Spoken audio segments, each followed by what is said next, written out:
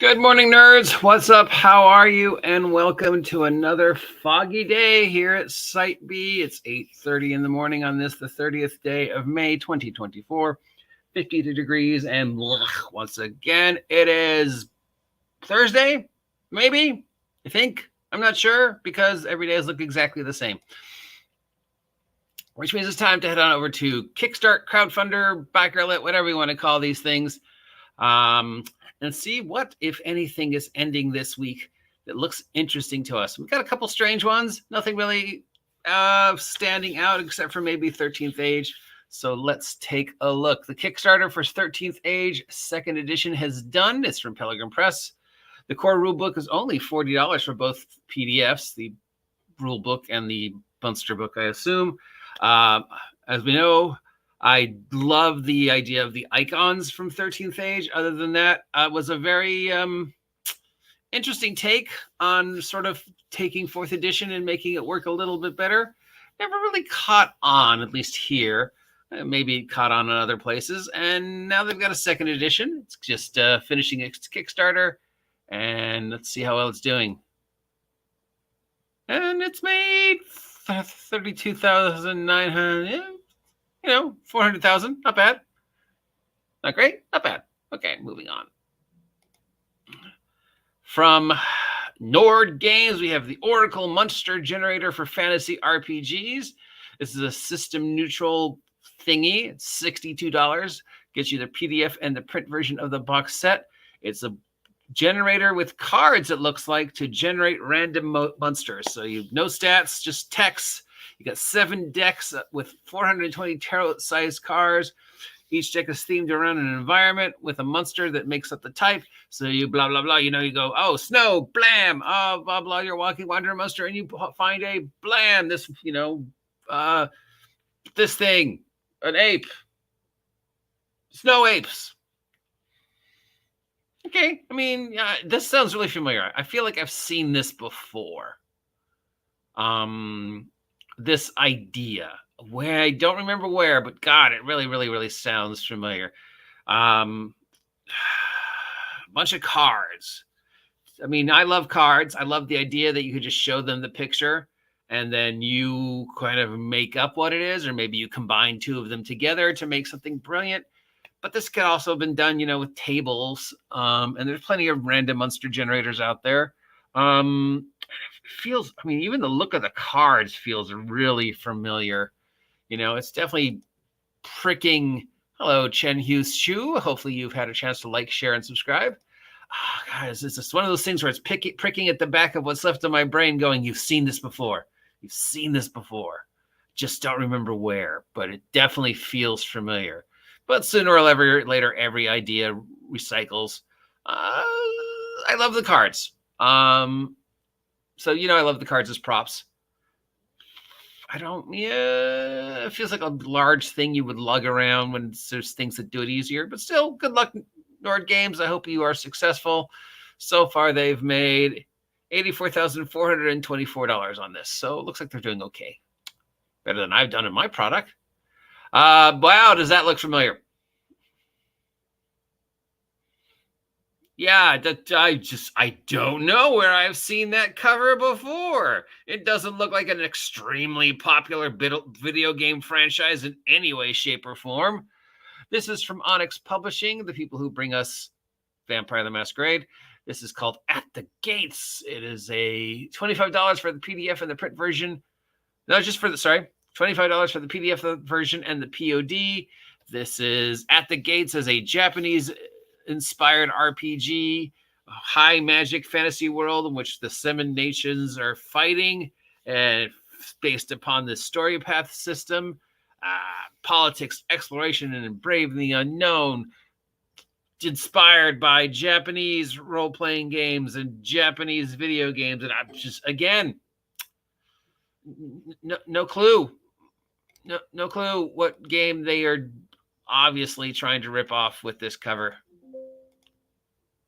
Yeah, it's Final Fantasy. Come on, it's Final Fantasy. It literally is the cover of Final Fantasy.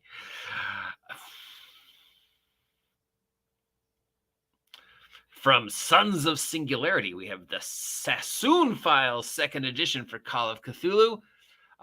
This is $118 plus for the PDF and the print version of the book and the Keeper's Kit.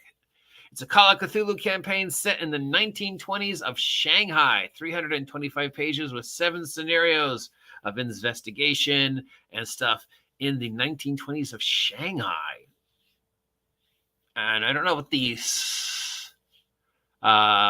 Sassoon File 2nd edition Sons of Singularity Call of Cthulhu, $118. What do I get for $118? Do I get a map of Shanghai? I get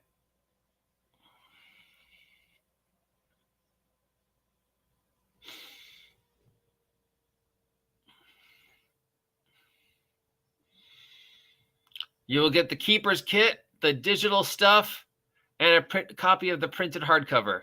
What's in the Keeper's Kit? Looks like all the art they're using is from public domain art from that period of time. You get a DM screen, you get a map, you get some handouts, you get a evidence board, you get some paper thingies, and battle maps, Chinese name random generator, and evidence board. Is that like how every movie has the cardboard board where the guy's got the pieces of string connecting all the things, and there's like blah, and then this, and then is that so you actually get it? That would be cool. I don't know if any game's ever done that before, but I mean it's a cardboard cork board. You could literally make up your own. But Call of Cthulhu. Always love to see some time of Call of Cthulhu. 1920 Shanghai, interesting. From Bloat Games, we have Operation BX, the World War II role-playing game based upon old school essentials. Because, it's not fantasy or weird war, it's just World War II. So if you've ever wanted to do a World War II themed campaign, doesn't look like it has fantasy things going on. But yeah, if you've ever wanted to do a World War II relatively simple role-playing game, here you go. Uses old school essentials, so it's D&D-esque, D20 class-based things you're familiar with. It's from Bloat Games, who usually makes pretty good things. They made Vigilante series, which is in my top 5 superhero role-playing games list. So yeah. No Weird War II, just normal World War II. Probably a lot of research on weapons and armor and military tactics. So good source book, kind of like a GURPS thing. $84 does seem a little pricey though. From Story Brewers Role-Playing, we have Castles in the Air RPG for the Good Society role-playing system. This is $129. Gets you the PDF and print versions of the book and a deck of cards. This is a role-playing game inspired by Little Women and Anne of Green Gables. It takes place in the 1800s, where you play a group of children who would just go around enjoying the world. But as they grow up, things happen. And then they long to return to the days when they were happier. It's a very RPG-heavy game about Gilded Age characters experiencing a lifetime of connection where you just grow up and do normal, everyday, run-of-the-mill things. This was the Tabletop Role-Playing Game of the Year, nominated by IGDN. It's not the Ennies. I don't know who that is.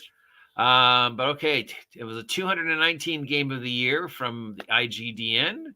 It was a 219 Game of the Year nominee. Well, if you won, you don't have to put it twice. A timeless coming of age story.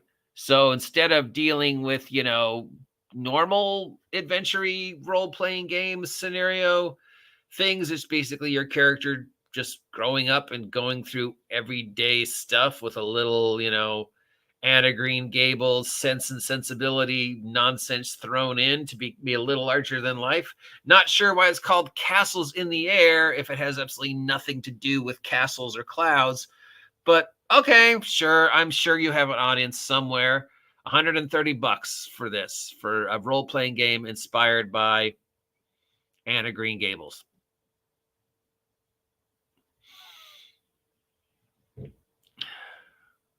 From Games and Curry, we have The Darkness at the Brink of Ohio.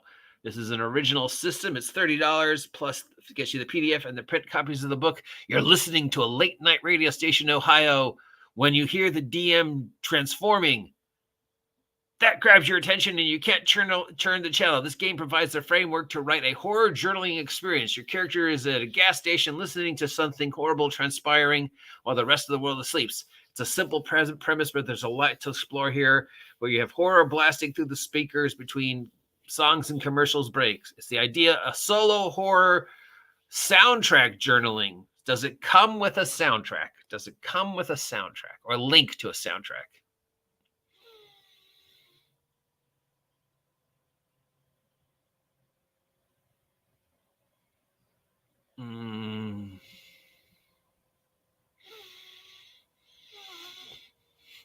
Solo journaling role-playing game where I guess you roll on the table and then to see what you hear, and then you write how your character responds. So it really is the whole plot, the fact that you're the only one hearing this and nobody else listening to the radio station is hearing this, is like, oh, I'm hearing it on the radio, the gas station. I'll go in and show it to the gas station guy to see if he hears it too. And when you go into the gas station, it goes to the commercial, and the gas station guy's like, go away, you drunk. Is that the horror? Or is it just you listening to basically War of the Worlds where, oh, he sounds like he's in trouble, but he can't be in that much trouble because I still hear the commercials and the music. It's a creative writing prompt disguised as a role-playing game, and they want you to give them $30 for something you can find free. I mean, I have no problem with the creative writing prompts. If you need a creative writing prompt, your creative writing prompt is you're at a gas station in Ohio at the middle of the night, and you're listening to this thing on the radio. Is it real? Is it fake? What, if anything, can you do about it? What, if anything, should you do about it? Why do you care? I'm turning into a monster. Okay. What do you want me to do about it? I'm in a gas station in the middle of nowhere in Ohio. Call the cops. Anyways, good luck, dude. I hope you, this is successful. I'm sure there's some, but to make a role-playing game about radio and just not have even a link to a couple random songs or a Spotify channel or something, seems like that's a missed chance to me. And that's literally it for this week. Though Dungeon Coach has asked me to inform all of you that DC20's Kickstarter is about to go live.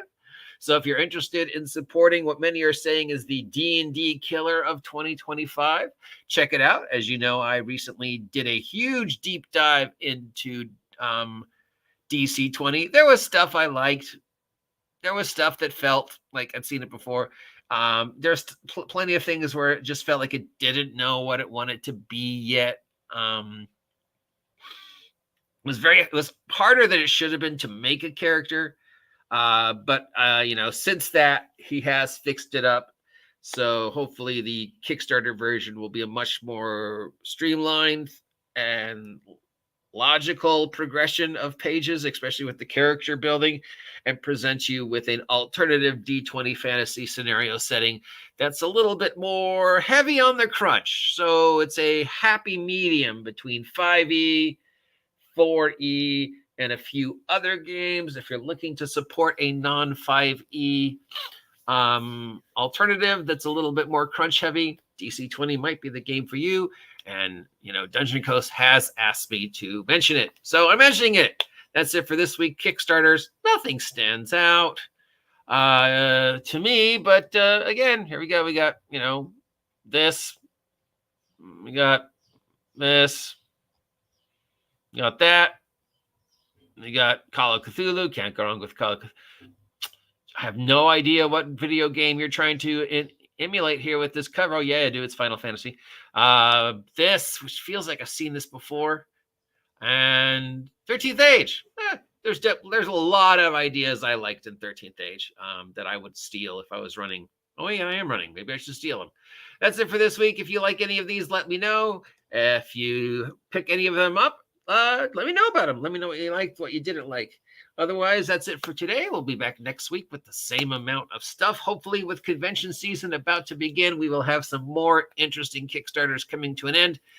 But that's it for this week. So please like, please share, please subscribe. Thanks for stopping by. Be careful out there. It looks like it's going to rain. And get off my land. Yo, check.